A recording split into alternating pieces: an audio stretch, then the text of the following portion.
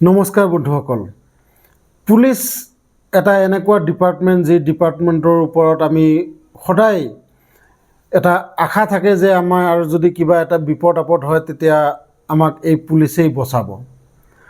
কিন্তু এই পুলিচবোৰৰ ভিতৰতে কিছুমান এনেকুৱা পুলিচ আছে যি পুলিচে আজি গোটেই ভাৰতবৰ্ষৰ পুলিচৰ মান সন্মান শেষ কৰি পেলাইছে।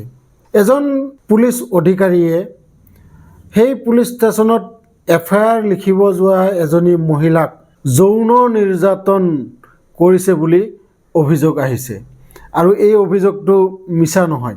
আপোনালোকে হয়তো ভাবিব মই এনেই কৰবাৰ পৰা কাহিনী বনাই আপোনালোকক শুনাই আছোঁ, এনেকুৱা একেবাৰে নহয়। আপোনালোকে ভিডিঅ'টো সম্পূৰ্ণকৈ চাই গ'লে গম পাব যে মই কি ক'বলৈ লৈছোঁ। আৰু এই ঘটনাটো হৈছিল উৰিষ্যাৰ ভৰতপুৰ পুলিচ ষ্টেচনত। আচলতে এজন আৰ্মিৰ মেজৰ আৰু তেখেতৰ পত্নীয়ে তেখেতসকলৰ এখন ডাঙৰ হোটেল আছিলে। সেই হোটেলখন ৰাতি 1 বজাত বন্ধ কৰি ঘৰলৈ বুলি ৰাওনা হৈছিল। আৰু ৰাস্তাতে কেইজনমান ইঞ্জিনিয়াৰিং কলেজৰ ষ্টুডেণ্ট কেইজনমানে তেখেতসকলক আগভেটা ধৰি তেখেতসকলক ভাল বেয়া কিছুমান গালি গালাজ পাৰে। আৰু গালি গালাজ পৰাৰ পিছত তেখেতসকলৰ তৰ্ক বিতৰ্ক হয় আৰু লগতে সেই আৰ্মি মেজৰজনক মাৰপিটো কৰে। তাৰপিছত তেখেতসকল দুয়োজনে যেনি তেনি তাৰ পৰা পলাই আহিবলৈ সক্ষম হয়।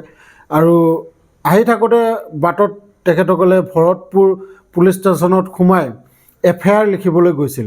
আৰু FIR লিখিবলৈ যাওঁতে দেখা পায় যে পুলিচ ষ্টেচনত এজন মহিলা কৰ্মচাৰী তেখেতে নাইটি পিন্ধি তাত বহি আছে, যিজনী মানে ৰিচিপশ্যনত বহি আছে। আৰু তাইক তেখেতসকলে অনুগ্ৰহ কৰি ক'লে যে এনেকুৱা এনেকুৱা ঘটনা, আমাক ৰাস্তাত ধৰি কেইজনমান গুণ্ডাই মাৰপিট কৰিছে, বেয়া ব্যৱহাৰ কৰিছে, গতিকে তেখেতসকলৰ ওপৰত আপোনালোকে FIR লিখক। কিন্তু বহুত সময় কাকতি মিনতি কৰাৰ পিছতো FIR নিলিখাত সেই মাইকীজনী খং উঠি গ'ল। আৰু খং উঠি তেখেতসকলক মানে ডিউটিৰ বিষয়ে কয়, আপোনালোকৰ কাম কি? আপোনালোকৰ কামেই হ'ল আমাক সুৰক্ষা দিয়া। আৰু এই কামটো যদি আপোনালোকে কৰিব নোৱাৰে তেতিয়াহ'লে কিয় ইয়াত বহি আছে? এনেকুৱা কিছুমান মানে তৰ্ক বিতৰ্ক আৰম্ভ হয়। আৰু অৱশেষত তৰ্ক বিতৰ্ক এনেকুৱাকৈ বাঢ়ি যায় য'ত মানে মাৰপিট কৰিবলগীয়া হৈ যায়। তেখেতসকলে তাত দুজনী মাইকী পুলিচ আছিলে, সেই দুয়োজনী মাইকী পুলিচে মহিলাগৰাকীক ধৰি পেলাই বান্ধি মাৰপিট কৰে, ডিঙিটো চেপি ধৰে। আৰু লগতে সেই পুৰুষজনক, যিজন আৰ্মিৰ মেজৰ আছিলে, তেখেতকো মাৰপিট কৰি পেলাই সেই পুলিচ থানাৰ লকআপত বন্দী কৰি থৈ দিয়ে। আৰু এই মহিলাগৰাকীক তেখেতসকলে হাতে ভৰি বান্ধি এটা ৰুমৰ ভিতৰত সোমাই থৈ দিয়ে। আৰু গোটেই ৰাতি সেই মহিলাগৰাকীয়ে চিঞৰি থাকে যে হেল্প হেল্প হেল্প বুলি, কিন্তু কোনো সহায় কৰিব নাহিলে। অৱশেষত ৰাতিপুৱা ঠিক 6টা বজাত সেই পুলিচ ষ্টেচনৰ যিজন OC তেখেত আহি পেলাই সেই ৰুমটোৰ ভিতৰলৈ যায়। ভিতৰলৈ গৈ পেলাই দেখা পায় যে মহিলাজনী চিঞৰি আছে। চিঞৰি থকাৰ পিছত আৰম্ভ হয় এই জঘন্য অপৰাধ। সেই পুলিচজনে সেই মাইকীজনীৰ পেণ্টটো খুলি দিয়ে আৰু নিজেও নিজৰ পেণ্টটো খুলি পেলাই প্ৰাইভেট পাৰ্টটো দেখুৱাই তাইক কয়, তুমি চুপ থাকিবা নে বাকীবোৰ আৰু আপোনালোকক ক'ব নোৱাৰোঁ। ইমান খোলাকৈ মানে ক'বলৈ মোৰ মানে ভাল লগা নাই। কিন্তু এই পুলিচজনে যেনেকুৱা জঘন্য অপৰাধটো কৰিছে, তেখেতে যে কেনেকৈ এনেকুৱা কামটো কৰিলে, যি কামটো এজন পাব্লিকক সুৰক্ষা দিয়াৰ, কিন্তু তেখেতে তাৰ বিপৰীতে কেনেকৈ এনেকুৱা কাম কৰিলে ক'ব নোৱাৰোঁ। আৰু তাৰপিছত তেখেতসকলে জনা নাছিলে যে সেই মহিলাগৰাকী একচুৱেলি এজন উকিল।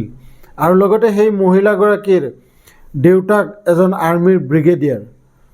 গতিকে কাৰ লগত তেখেতসকলে পাংগা লৈছে সেই সময়ত তেখেতসকলে গম নাপালে। আৰু পিছদিনাখন বহুত উৰিষ্যাত হুলস্থুল, যিটো কেছ চিফ মিনিষ্টাৰকে মানে গৈছেগৈ। আৰু চিফ মিনিষ্টাৰৰ লগে লগে তেখেতসকলক সেই টিমটোত যিমানখিনি মানুহ আছিলে গোটেইবোৰকে ছাছপেণ্ড কৰিছে ইতিমধ্যে। আৰু এই কেছটো বৰ্তমান আদালতত। পিছত ইয়াৰ ৰিজাল্ট কি হয় আমি পিছত গম পাম। যিয়েই নহওক, ভিডিঅ'টো যদি চাই ভাল লাগিছে লাইক এটা কৰি দিব। লগতে আপোনালোকে পুলিচবোৰক কিমান বিশ্বাস কৰে এইটো আপোনালোকে কমেণ্ট কৰি জনাব মোক। ময়ো গম পাম যে আমাৰ অসমৰ মানুহবোৰে কিমান পুলিচৰ ওপৰত ভৰসা কৰে। যিয়ে নহওক, লগ পাম এনেকুৱা এটা ইণ্টাৰেষ্টিং ভিডিঅ' লৈ নেক্সট ভিডিঅ'ত। তেতিয়ালৈকে ধন্যবাদ।